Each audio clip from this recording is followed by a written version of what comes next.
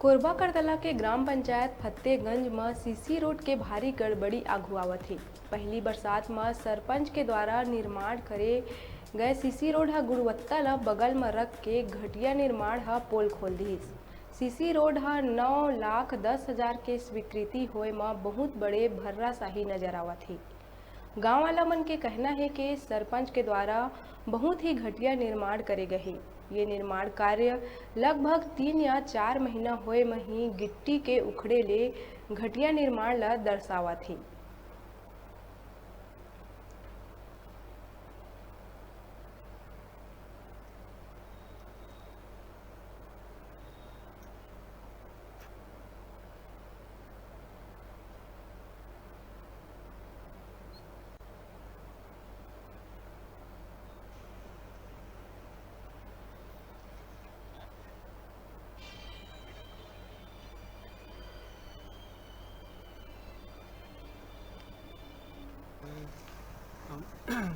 चांदनी चौक से अमली भाटा तक सीसी रोड है, वो घटिया बन गई है।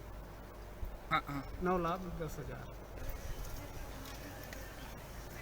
तो एक निर्माण कार्य कब तक होंगे? करीब 3 महीने से हो गए। तो रोड में काय से परेशानी आगे है?